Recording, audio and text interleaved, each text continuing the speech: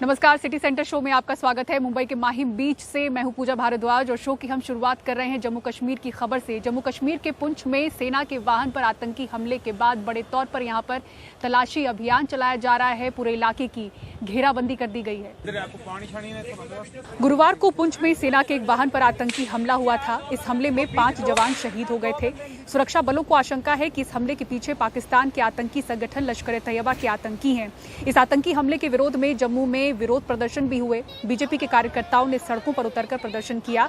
इस दौरान बीजेपी कार्यकर्ताओं ने पाकिस्तान मुर्दाबाद के नारे भी लगाए।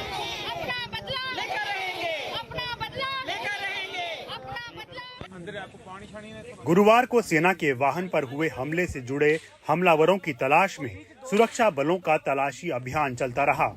इस हमले में 5 सैनिक मारे गए। सुरक्षा बलों को संदेह है कि इसके पीछे पाकिस्तान के आतंकी हो सकते हैं। ये कोऑर्डिनेटेड अटैक लग रहा है। जिस ट्रक पे हमला किया गया और हमले के दौरान जो जल गई, उसके चारों तरफ गोलियों के निशान हैं, जिससे साफ लग रहा है कि जो मिलिटेंट इस हमले में मुलव्वस है उनकी तादाद 3 से ज़्यादा हो सकती है। आतंकियों ने स्टील कोर बुलेट के अलावा प्रोजेक्टाइल का भी इस्तेमाल किया, जिसकी वजह से ट्रक में आग लग गई। सुरक्षा बलों को हमले की जगह कवच को भेदने वाली गोलियां भी मिली। ये बीते 3 महीने में पुंछ राजौरी इलाके में दूसरा बड़ा हमला है। जनवरी में आतंकियों ने राजौरी में एक हिंदू परिवार को निशाना बनाया। 7 लोग मारे गए और 1 दर्जन से ज्यादा घायल हुए। हमले के बाद गृह मंत्री अमित शाह ने जम्मू का दौरा किया और जम्मू में जीरो आतंकवाद सुनिश्चित करने के लिए पुलिस और सुरक्षा बलों को 3 महीने की डेडलाइन दी। राजौरी के हमलावर अब भी पकड़ में नहीं आए हैं, लेकिन ये साफ नहीं है कि उनका पुंछ हमले से कोई वास्ता है या नहीं।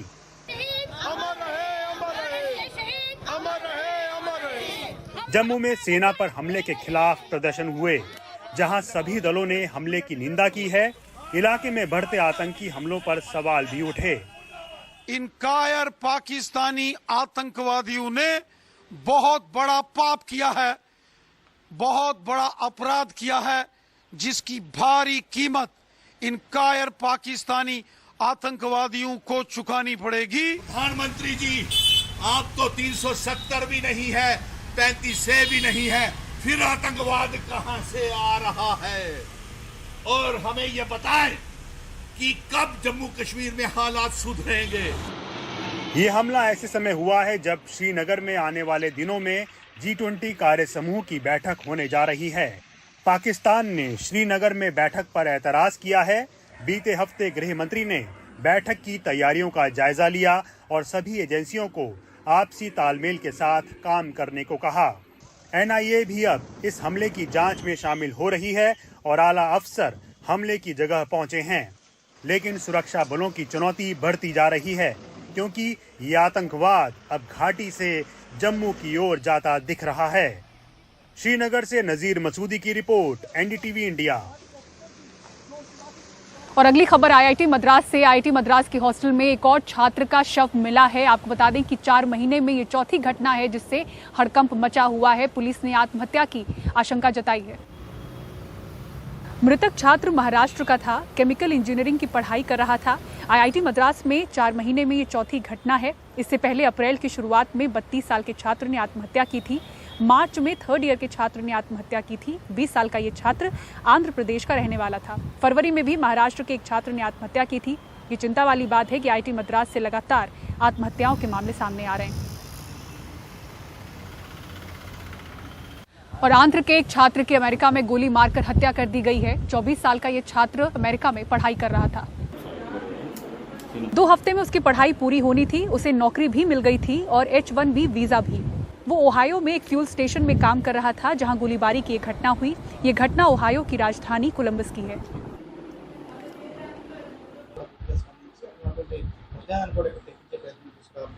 दिल्ली के साकेत कोर्ट में एक निलंबित वकील ने फायरिंग की। एक महिला और एक मुंशी को गोली लगी। दोनों खतरे से बाहर हैं। जिस शख्स ने ये गोली चलाई उसे गिरफ्तार कर लिया गया है, लेकिन कोर्ट परिसर में आखिर ये गोली क्यों चली, क्या है पूरा मामला, रविश रंजन शुक्ला की इस रिपोर्ट में आपको दिखाते हैं। दिल्ली का साकेत कोर्ट एक नहीं बल्कि 4 गोलियों से सुबह 10:30 बजे दहल उठा। साफ तौर पर दिख रहा है कि एक वकील और महिला के बीच पहले कहासुनी होती है, फिर वकील ने एकाएक गोलियां चलाना शुरू कर दिया। गोली चलाने वाले शख्स की पहचान कामेश्वर सिंह के तौर पर हुई है। पता चला है कि 2 साल के लिए इसको प्रैक्टिस से निलंबित कर दिया गया था। आरोपी की गोली से घायल महिला की पहचान एम राधा के तौर पर हुई है। इनके बीच पैसों के लेन देन का विवाद था। इंसिडेंट का जो अक्यूज्ड है वो भी मीडिएशन के पर्पस के लिए आया हुआ था। वो यहाँ पे एज अ लॉयर काम करता था, काफ़ी सालों से काम करता था। He was in his lawyers uniform. वो अंदर घुसा है और उसने 4 राउंड फायरिंग की है, जिसमें से 3 राउंड्स विक्टिम को हमारी लगी है। एम राधा नाम की विक्टिम को लगी है और 1 राउंड फायर एक वकील का मुंशी है उसको लगी है। दोनों आउट ऑफ डेंजर है, दोनों को डिस्चार्ज कर दिया गया है। लेकिन अदालत परिसर के अंदर गोली चलने की घटना से कोर्ट की सुरक्षा पर सवालिया निशान खड़े हो गए हैं। ये वही जगह है, आप देख सकते हैं कि लॉयर्स चैम्बर, जिसके बाहर एक वकील जो है उसने तकरीबन 10:30 बजे राधा नाम की एक महिला के ऊपर में यहीं पर फायरिंग किया।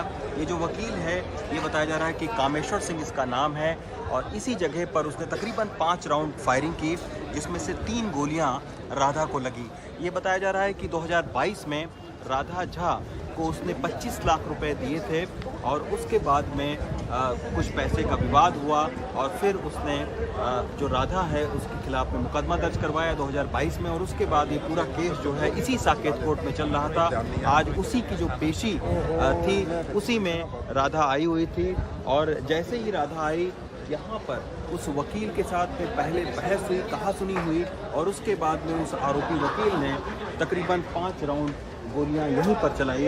राधा यहाँ से फिर भागी और बचने की कोशिश किया उसने। यहाँ पर आप देख सकते हैं कि अभी पुलिस ने हालांकि इसको बंद कर रखा है, लेकिन यहाँ से राधा ने भागने की कोशिश की उस जगह से और उसके बाद में उसको फिलहाल अभी अस्पताल में भर्ती करवाया गया है, जहाँ पर उसकी हालत स्थिर बनी हुई है, खतरे से बाहर बताया जा रहा है।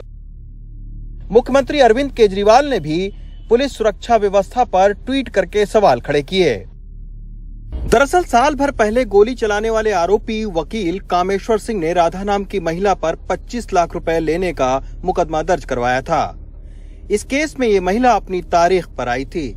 इस मामले में पीड़ित महिला के वकील राजेंद्र झा का आरोप है कि कामेश्वर सिंह का आपराधिक इतिहास रहा है और वो बहुत पहले से उसे धमकाता रहा है।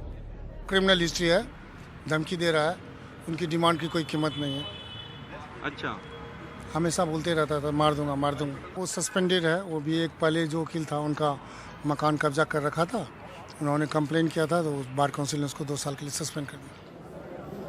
फिलहाल साकेत कोर्ट की सुरक्षा को और सख्त कर दिया गया है। गिरफ्तार हुए कामेश्वर सिंह से भी पूछताछ चल रही है। नई दिल्ली से कैमरामैन अशोक माहले के साथ रवीश रंजन शुक्ला, एनडीटीवी इंडिया। मुंबई विभागीय एनसीपी कार्यकर्ता सम्मेलन में एनसीपी नेता अजीत पवार नहीं पहुंचे। हाल ही में आपको पता होगा कि एनसीपी नेता अजीत पवार के बीजेपी में शामिल होने की चर्चा गर्म रही है। हालांकि अजीत पवार ने इसको लेकर सफाई जरूर दी कि पहले से ही पुणे में कार्यक्रम उनका तय था, इसलिए मुंबई के कार्यक्रम में नहीं पहुंच पाए। सुनील सिंह की रिपोर्ट देखिए। घाटकोपर में मुंबई एनसीपी कार्यकर्ता सम्मेलन में शरद पवार, प्रफुल्ल पटेल, सुप्रिया सुले, छगन भुजबल सभी बड़े नेताओं के नाम लिखी कुर्सियां थी, लेकिन अजीत पवार का नाम कहीं नहीं था। अजीत पवार के बीजेपी के साथ जाने की अफवाहों को बल मिलता इससे पहले ही अजीत पवार ने पुणे में सफाई दी कि उनका पुणे दौरा पहले से तय था। त्या शंका कुशंका डोक्यातनं काढा। मी ही मीटिंग घेतलेली होती। मी सकाळचा कार्यक्रम कितीतरी दिवसापूर्वी। आपके मन में अगर कोई संदेह है तो उसे दूर करो। पुणे में मेरा पहले से ही कार्यक्रम तय किया था। बेवजह आप गलतफहमी मत फैलाने दो, वैसा कुछ नहीं है। तर काही जण तिकडे जातात, काही जण इकडचा कार्यक्रम घेतात। आपण कारण नसताना गैरसमज निर्माण होऊन देऊ नका। पार्टी प्रवक्ता और एनसीपी कार्यकर्ताओं ने अजीत पवार के साथ होने का दावा करते हुए पार्टी छोड़ने की खबरों को बीजेपी की साजिश बताया। अभी 2 दिन पहले मुंबई का ही एक बड़ा कार्यक्रम था इस्लाम जिमखाना में, वहाँ पर तो थे दादा, 3 घंटे 3.5 घंटे बैठे थे वहाँ पर दादा। तो ऐसा कुछ देखिए, लोगों को अटकलें लगाना है ना कोई कुछ बात फैला रहा है, फैलाने दीजिए। दादा राष्ट्रवादी पार्टी में ही रहेंगे, आदरणीय शरद चंद्र जी पवार साहब के नेतृत्व में ही काम करेंगे और किसी भी पार्टी में जाने का सवाल ही नहीं आता है। ये बीजेपी का दिशा भूल करने का प्रोग्राम है। कि मेन मुद्दे जो है गरीबी, बेकारी, रोजगार, इस मुद्दे से हटा के ये दिशा भूल करने के लिए अजीत पवार का बार बार नाम लेते हैं। जैसे इन्होंने बताया, लोग हमारे बदनाम करने जाते हो, पार्टी और मजबूत हो रही है कि राष्ट्रवादी कांग्रेस कोई तो है मुंबई में, ये लोगों को पता चला कि अजीत दादा जाने और ज्यादा हम लोग का ही नाम हो रहा है। राष्ट्रवादी कांग्रेस बोले अजीत दादा तो राष्ट्रवादी। एनसीपी मुखिया शरद पवार राज्य के सबसे बड़े और कद्दावर नेता हैं।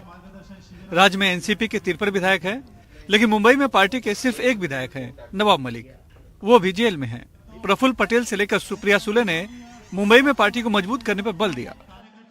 लेकिन एनसीपी मुखिया शरद पवार ने केंद्र और राज्य सरकार पर सत्ता का दुरुपयोग करने का आरोप लगाते हुए पुलवामा से लेकर गुजरात दंगा और नई मुंबई के खारघर में सरकारी अव्यवस्था से हुई मौत पर भी सरकार पर हमला बोला।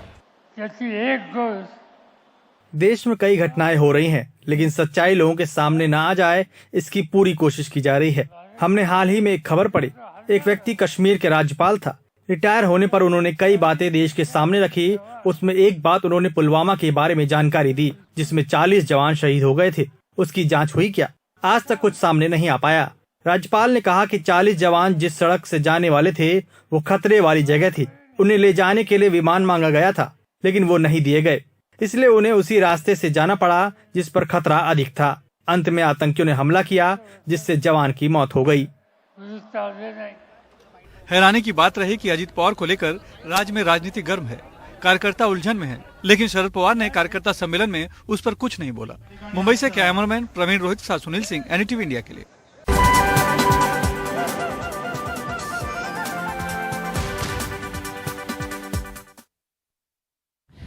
और भारतीय पर्वतरोही अनुराग मालू के रेस्क्यू का एक वीडियो सामने आया है। पोलैंड के पर्वतरोही एडम बिएलस्की ने उन्हें बचाया। आपको दिखाते हैं ये वीडियो।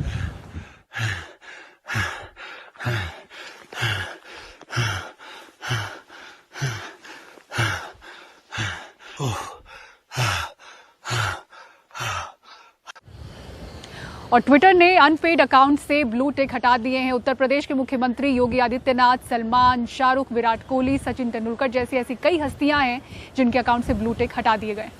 अभिनेता अमिताभ बच्चन की शिकायत कुछ और है। उनका कहना है कि पे करने के बाद भी उन्हें ब्लू टिक नहीं मिला। ये बताते हुए उन्होंने बड़े मजाकिया अंदाज में ट्विटर पर लिखा, ट्विटर भैया सुन रहे हैं, अब तो पैसे भी भर दिए हैं हम, तो वो जो नील कमल होता है वो हमारे नाम के आगे वापस लगा दें, ताकि लोग जान जाए कि हम ही अमिताभ बच्चन हैं। हाथ तो जोड़ लिए हैं, अब का गोड़वा जोड़े के पड़ी।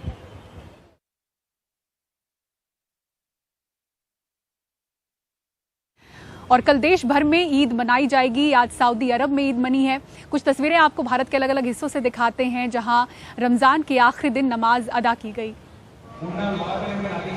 ईद से पहले आज दिल्ली, पटना, लखनऊ, हैदराबाद, कोयम्बतूर, कोलकाता, अहमदाबाद और वाराणसी से कई तस्वीरें आई हैं। रमजान के आखिरी दिन की नमाज अदा की गई। साथ ही बाजारों में भी ईद से पहले रौनक नजर आई।